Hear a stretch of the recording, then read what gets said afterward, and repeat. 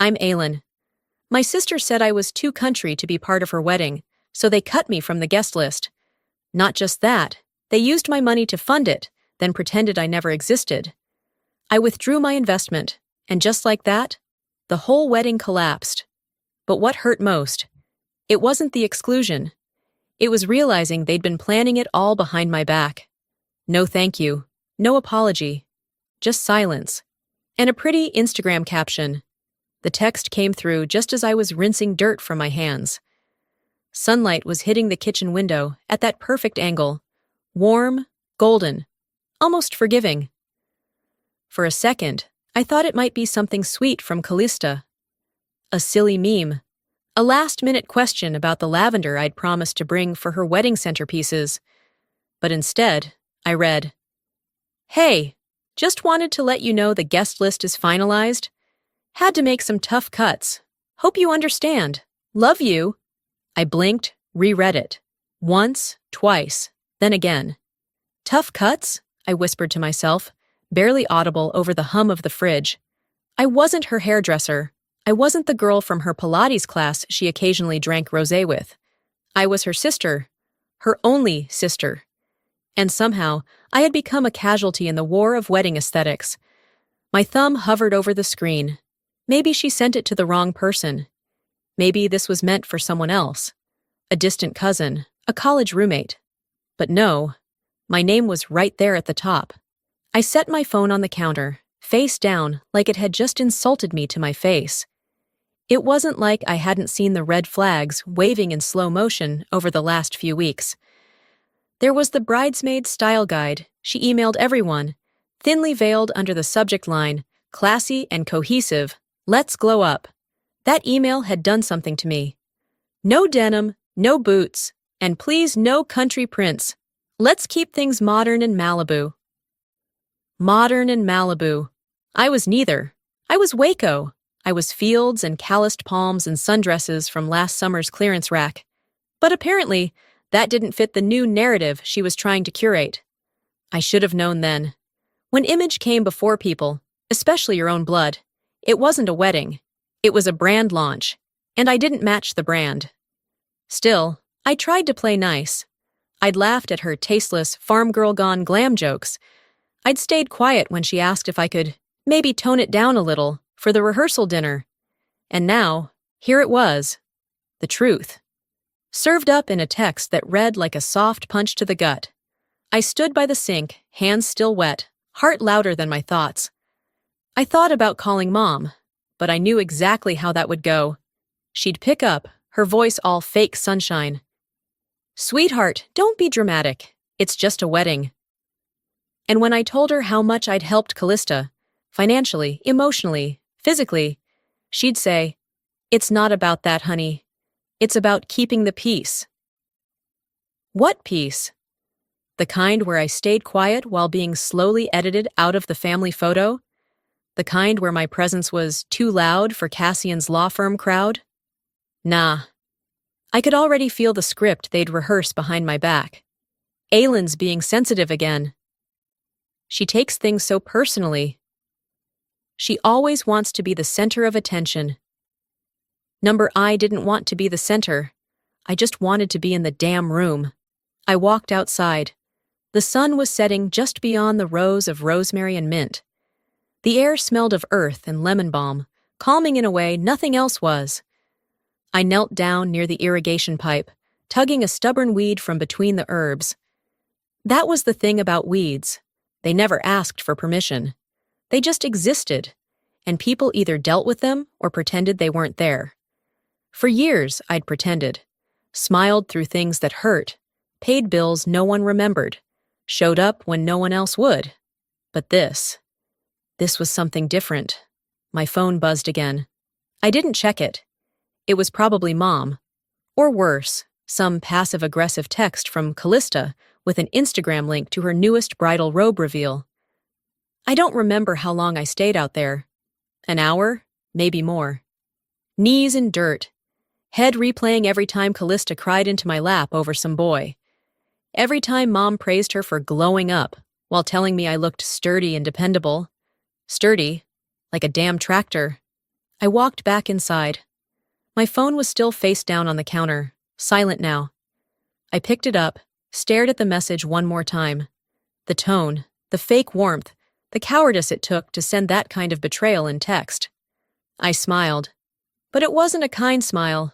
It was the kind of smile you wear when you're done. When something inside you quietly, irreversibly, snaps. I deleted the message. And just like that, I began to wonder if family ties were ever real, or just convenient. The next week blurred by in a strange haze, like walking through fog with your hands out, hoping to grab hold of something that feels familiar. I kept waiting for a follow-up from Callista. Some sort of explanation, even a half-hearted apology dressed up as a joke, but the silence stretched, thick and deliberate. One night, I found myself mindlessly scrolling through Instagram in the kitchen, standing barefoot in front of the fridge, eating leftover peach pie straight from the tin. I wasn't even thinking about the wedding anymore. I was trying not to. Then I saw it. Bridal shower highlights. Thank you, Cassian's amazing family, for sponsoring our dream wedding. A photo of Callista mid-laugh, hair perfectly curled, surrounded by champagne glasses and white hydrangeas. Every tag led back to his mother's floral boutique, his sister's event company, and their father's country club. Not one mention of me. Not one. I stared at the screen so long, my thumb started to cramp. I refreshed the post just to be sure I didn't miss something. Maybe I was tagged in a comment or a story. Nothing. I scrolled down. A few hundred likes, a dozen comments. You're glowing. Cassian's fam is goals. This is going to be wedding of the year. My heart didn't sink. It calcified. $40,000. That's how much I had given them. Quietly, without fanfare. I wired deposits for the venue, the caterer, even helped cover the early shipments on her custom gown. When she said she was overwhelmed, I stepped in. Because that's what sisters do. And now I was a ghost at my own funeral. I set the phone down and leaned against the counter.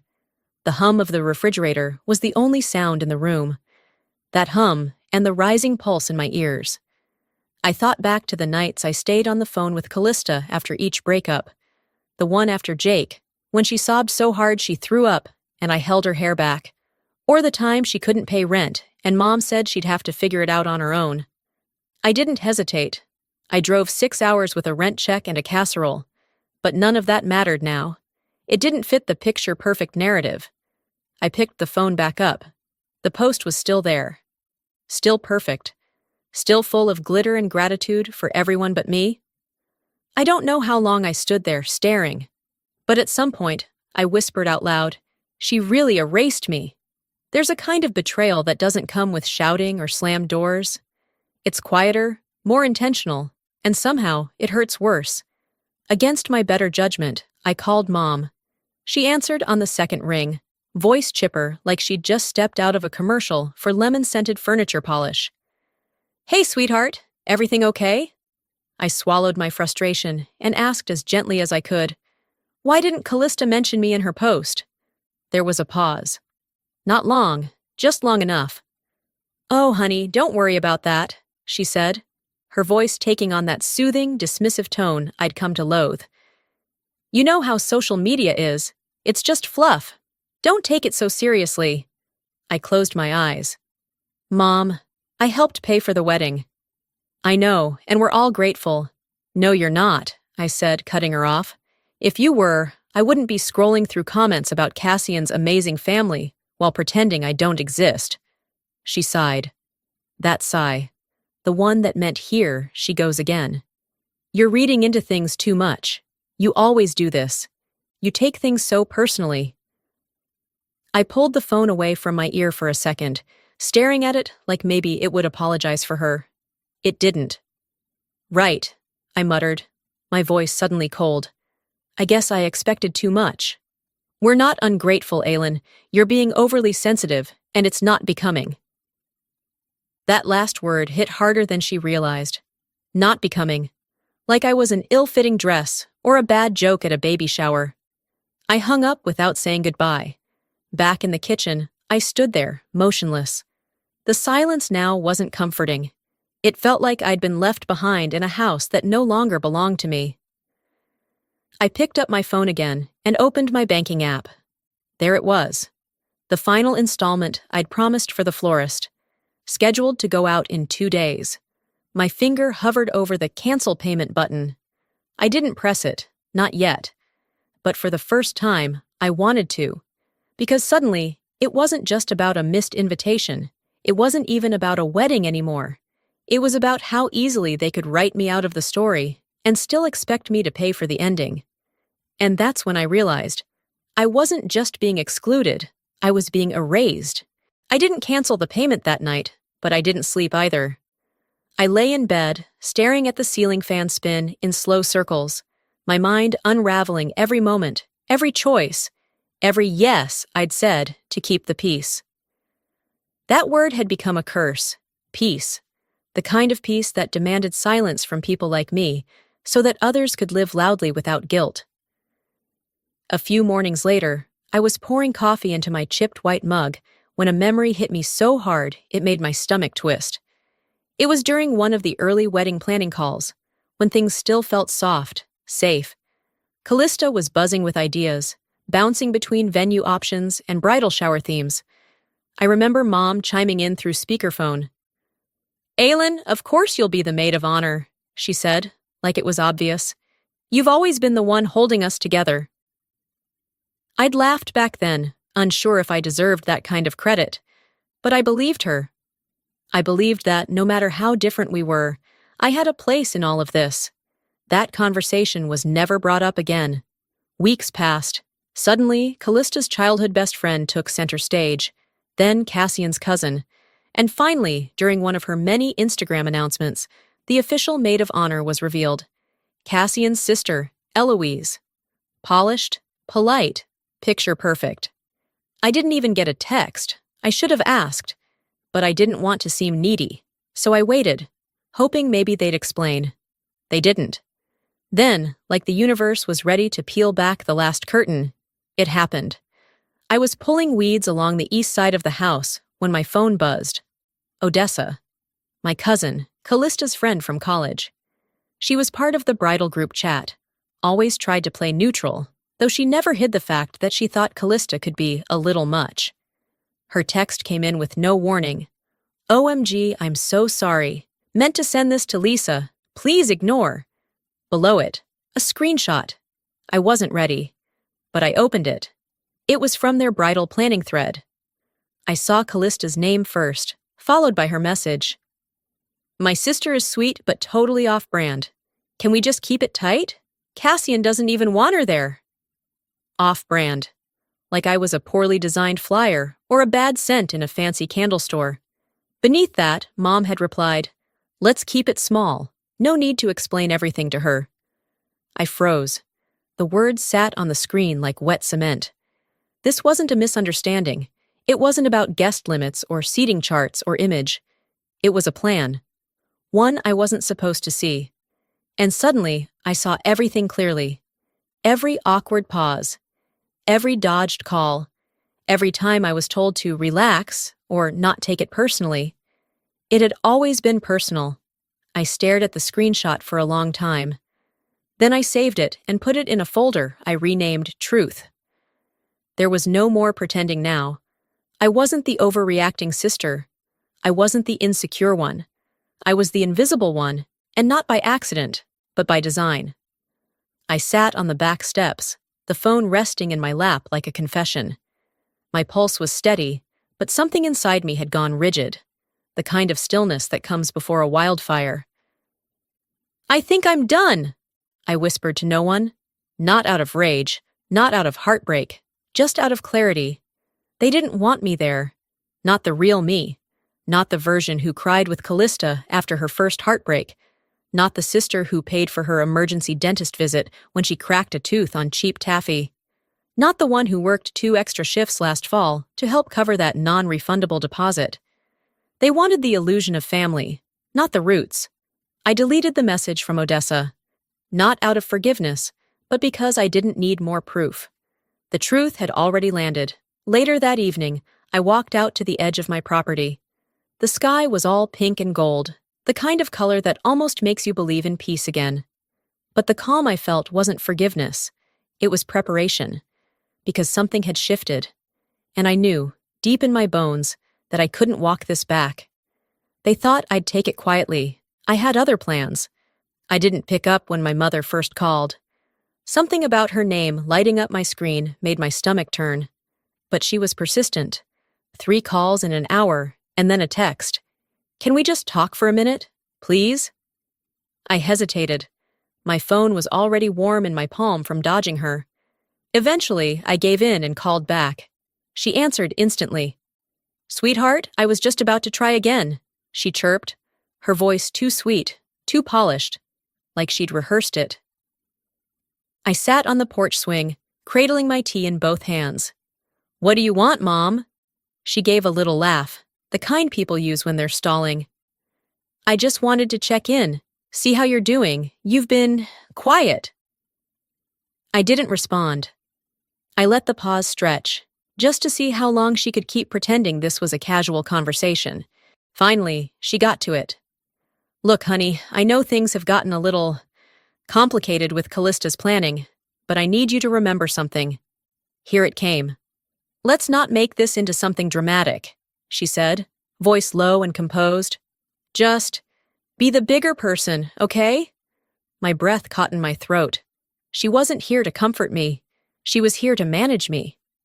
"You don't want to ruin Callista's day. This is her moment," she continued, like I hadn't been cut out of that moment, with surgical precision. "We don't need any tension or drama overshadowing things. Can you just keep things graceful?" There it was. That word again. Graceful. Graceful meant silent. Graceful meant smiling while I was erased. Graceful meant funding a celebration I wasn't invited to, and pretending that was normal. I set my tea down. My voice came out steady, more than I expected. "If you want me to pretend everything's fine while you erase me, I'm not that girl anymore." She blinked on the other end. I could feel it. "Aylin, don't start this again. You always do this." "No," I cut in, calm and sharp. "What I always do is keep quiet while everyone else gets to hurt me, as long as they do it politely." "Aylin, that's not fair." "Neither is spending thousands of dollars on a wedding I'm not welcome at, Mom." A beat of silence. "You're twisting things." Number. I'm just not ignoring them anymore. I could feel the shift in her tone, the moment her patience thinned. "We're trying to keep peace. Why are you making this about you?" I laughed under my breath, a short, bitter sound. "Because I've spent my whole life making everything about everyone else." She didn't respond, and that silence told me more than any apology ever could. That night, I couldn't sleep. I scrolled through Instagram again. Curiosity, habit, punishment, I wasn't sure which. When I typed Callista's name into the search bar, nothing came up. Not her main page, not the wedding page, not even the bridal shower tag. I clicked on a tagged post from someone else's feed. When I tapped her name, a message popped up. User not found. I checked with my farm account, the one I used to follow local produce trends. Her page was still there. She hadn't deleted it. She'd blocked me, not unfollowed, not muted, blocked, like I didn't exist. Every tag, every wedding update, every curated smile and champagne clink. It was all still happening, just without me. It was official. I wasn't just out, I was scrubbed. I sat in that quiet, my chest heavy and hollow all at once. No more illusions. No more wondering if I was imagining things. They'd made their choice. I opened my phone's notepad and typed a single sentence. When they choose the image over the person, they lose both. I read it twice, then saved it. That line would be my anchor. I caught my reflection in the window, tired, but clear-eyed. I whispered to it, "You're done being their quiet backup." And I meant it. 2 days had passed since I saw Callista's name vanish from my feed. 2 days of steady, bitter quiet. The kind of quiet that hums in the bones, like an old fridge in the dark. It was close to midnight when Odessa called. I almost didn't pick up, but something about the timing, about her name lighting up my screen that late, told me this wasn't casual. When I answered, her voice was hushed, shaky. Aylin, I probably shouldn't be saying this, but you deserve to know. I leaned back in my desk chair, legs crossed under the table, a cold glass of tea sweating next to my laptop. What is it? I asked, even though I already knew it wasn't going to be good. There was a pause, like she was weighing every word. Cassian gave Callista an ultimatum, she finally said. He told her, if you came to the wedding, it would reflect badly on them. Image-wise. That's how he said it. You didn't fit the brand. I stared at the stack of vendor folders on my desk. Contracts, receipts, wire confirmations. The weight of all the planning I'd helped carry. Your mom didn't fight it, Odessa added quietly. I was in the chat. She just said, let's keep it small. No need to upset Aylin unnecessarily. Like you were a ticking bomb. I swallowed hard. My mouth felt dry. They didn't want you there, not because of space or cost, she said, almost whispering now. They just didn't want you. I didn't cry. I didn't scream. I sat in silence, letting her words coat the walls of the room. You okay? She asked. I'm clear, I replied.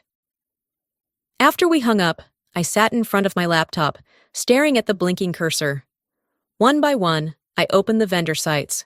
Floral design, catering, photography. All under my name. All prepaid or pending. The funny thing about control is how quietly it shifts. For months, I'd thought I was helping, supporting, holding it all up. But they'd let me pay for the scaffolding just so they could paint over me. I pulled up the contracts, logged into the accounts, and began canceling them. One by one.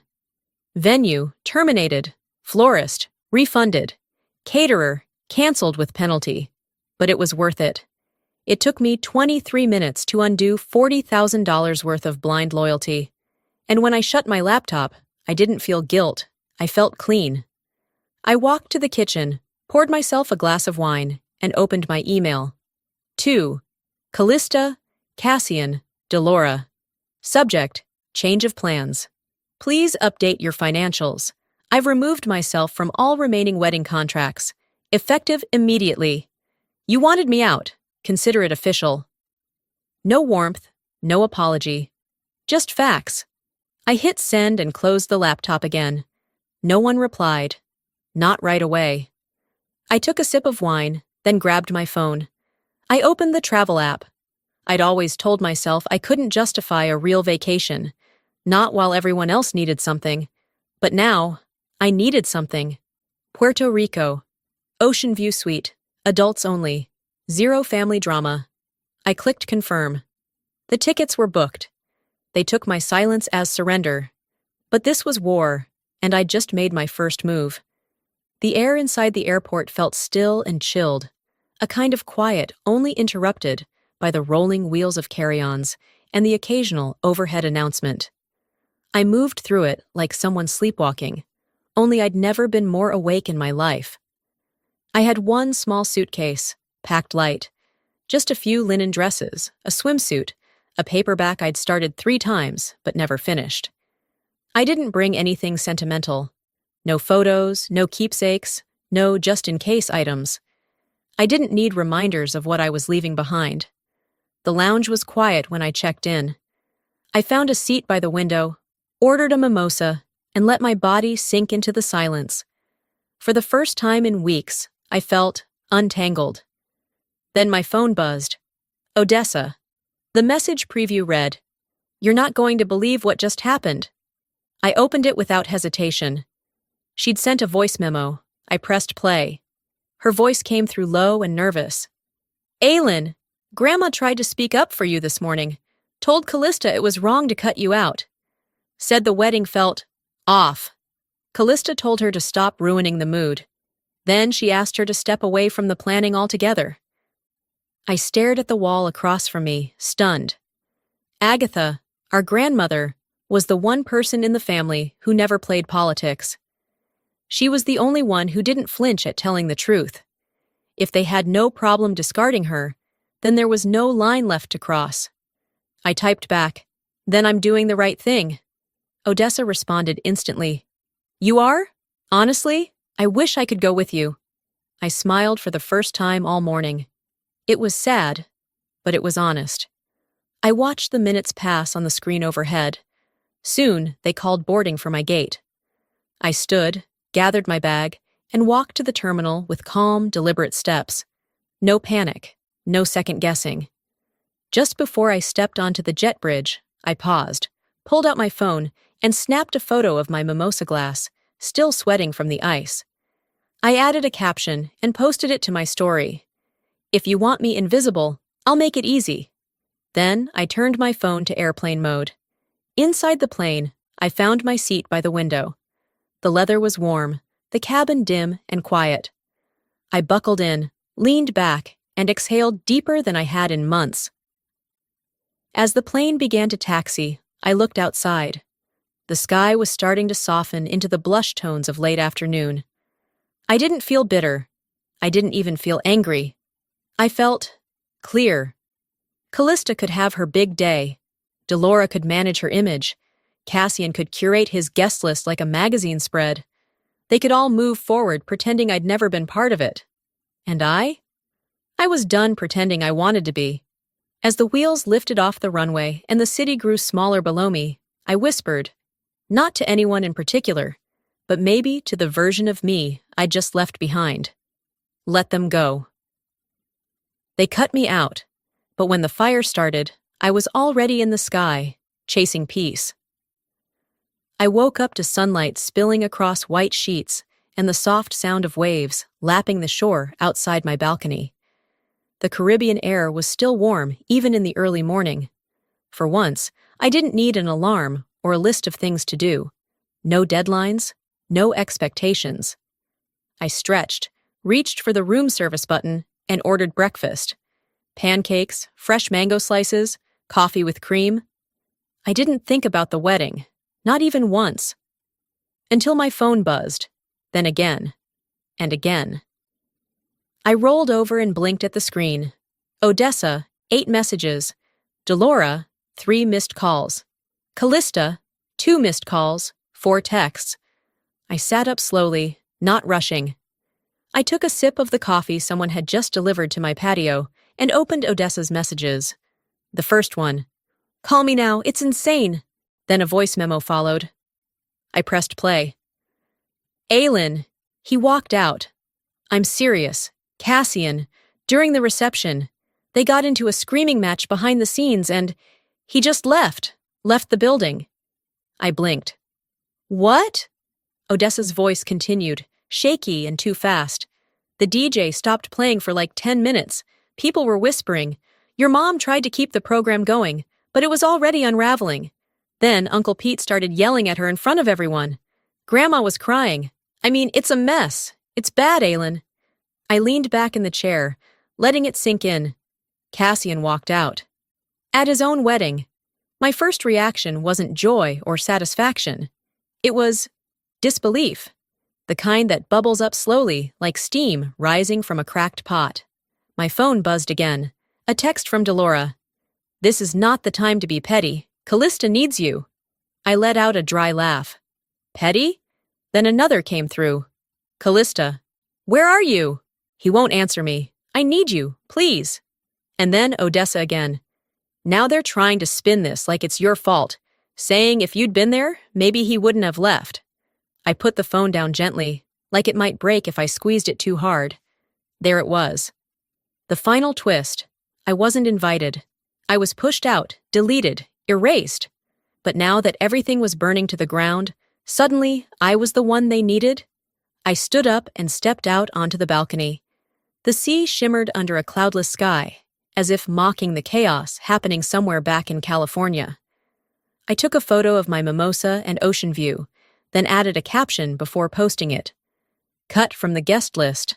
Somehow still the headline act. No emojis, no filter.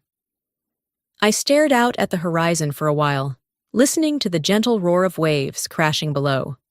Peace wasn't always silent. Sometimes it sounded like the absence of expectations. I picked my phone back up one last time, not to respond, but to whisper quietly into the warm Caribbean air. Not my circus. Not my shame. And I meant every word. They wanted me gone. And when it all fell apart, they came running. I woke up to the gentle hum of ceiling fans and the soft rustle of palm leaves brushing against the balcony railing. The sea stretched wide and unbothered beyond the glass doors, unaware, or maybe just uninterested, in the drama unraveling back home. I reached for my phone. 32 missed calls, dozens of texts, voicemails, group messages, and even a couple of unknown numbers. The first voicemail was from Delora. Her voice cracked halfway through. "She's devastated. You're her sister, Aylin. This isn't how families handle things. Please, just call us back. We need you." Then came Callista's message. "Please don't abandon me. I know I messed everything up. I was scared. I thought it would be easier if you weren't there. But it wasn't. It was worse.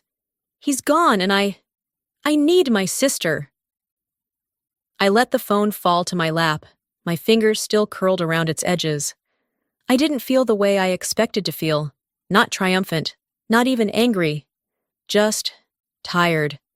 The kind of tired that settles in your bones after years of giving parts of yourself away without noticing. The kind of tired that comes from holding a family together while they quietly act like you're the extra limb no one talks about. I walked barefoot to the lounge chair by the balcony and sat down, letting the sun hit my skin. Not too much, not too little, just enough. A flashback rolled in, uninvited. The day Mom first promised I'd be Callista's maid of honor. We were sitting in the backyard, sipping iced tea. She said it casually, like there was never a question. "Of course it'll be you, honey. You're the one she always leans on." And for a little while, I believed that. But then came the edits, the evasions, the shift in tone, the carefully curated bridal party post with no mention of me. Now, looking back, it all seemed so deliberate, like they were gently phasing me out, hoping I wouldn't notice until I was too quiet or too far away to stop them. I wasn't in their picture. I never really was. I'd been a placeholder, someone to call in the middle of the night or when a deposit was due. But once the cameras came out, once the speeches were written and the seating chart laminated, they made sure there was no room for me. I opened a new message, typed slowly, deliberately. To Callista, "I'm not doing this to punish you. I'm doing this to protect me. I hope one day you understand, but today, I'm choosing peace, and that means distance." Then to Delora, "You always told me to keep the family together. But sometimes what looks like keeping peace is just covering up the damage. I'm done covering." I hit send on both. Then I blocked their numbers, not out of cruelty, out of necessity. I needed space not just in miles, but in silence, the kind of silence where healing could grow. Later that evening, I walked out to the edge of the infinity pool. The sky was dressed in pinks and golds, like it had no idea there was anything ugly in the world. I snapped a photo of the view, posted it with the final caption I'd ever write about this whole mess. I didn't disappear. I just finally arrived. Somewhere I'm valued. The sun dipped lower. I sipped from my glass, exhaled slowly, and let the peace settle in. They burned the bridge. I just made sure it stayed down. The mornings in Puerto Rico had become sacred. I sat on the balcony, feet tucked beneath me, a warm mug of coffee in my hands. The sky was soft blue, not yet touched by the harsh light of midday. The ocean, steady and endless, breathed for me when I didn't want to think too hard. It had been a week since the wedding imploded, a week since Cassian walked out, a week since Callista stopped calling, because she had no way to anymore. The silence on my phone was louder than I thought it would be, but not in the way I feared. It wasn't lonely, it was honest. For the first time in my life, no one expected me to fix anything. I hadn't checked my email. I hadn't logged into my work portal. I hadn't even asked myself what I'd do next, because for once, I didn't need to have an answer. Then, that afternoon, Odessa messaged me. She sent a photo of something handwritten, folded over yellow paper that looked like it had been kept in someone's purse too long. From Grandma. She asked me to send it to you. The handwriting was delicate, careful. Aylin, you were right to walk. They will learn in your silence what they ignored in your words. But forgiveness is not for them. It's for you. So your soul can rest and keep growing. I see you. I always have. Love, Grandma Agatha. I read it 3 times. Then I set the phone down, leaned forward, and let the tears come. Not loud, not violent, just soft and slow, like waves tapping against the shore. She had seen me. Someone had. And somehow, that made all the difference. The next morning, a notification popped up. Time to check in for your return flight. I stared at it. Didn't move. Didn't feel panic. I didn't want to go back, not because I was running from something, but because I was finally running towards something that felt like mine. I opened the travel app and booked another week. Not as an escape, as a choice. Later that evening, I joined a few other travelers for a bonfire on the beach. We didn't talk about work, or family drama, or broken weddings. We talked about books, the way plantains are better fried than baked, and how sea air changes your dreams. No one asked, "Where are you from?" They asked, "Who are you becoming?" I didn't have a perfect answer, but I smiled and said, "Someone who finally stopped apologizing for being real." I may have lost my place in their family, but I found something better, my place with myself. As the fire cracked and the stars brightened overhead, I pulled out my phone and took one final photo. Not of the chaos, not of the pain, but of the light. I added this caption, "There isn't one," because this time, I'm not going back, I'm writing something new. And just like that, the story I never meant to tell had its ending. But I was only just beginning. Before I let you go, let me say this. I used to believe that loyalty meant staying, even when it hurt. That being the bigger person meant shrinking myself to keep the peace. But peace built on silence isn't peace at all. It's self-abandonment. Walking away from people you love, especially family, isn't easy. It leaves a scar. But sometimes choosing yourself isn't selfish. It's survival. And if my story sounds anything like yours, I want you to know, you are allowed to outgrow the roles they assigned you. You are allowed to redefine love. And most of all, you are allowed to leave the table when respect is no longer being served. Now, I want to hear from you. Have you ever had to walk away from someone just to find your peace? Do you believe family should always come first? Or is it time we start asking if we're part of that family too? Drop your thoughts in the comments. If this story touched your heart, hit that like button and comment 1 so I know you're out there.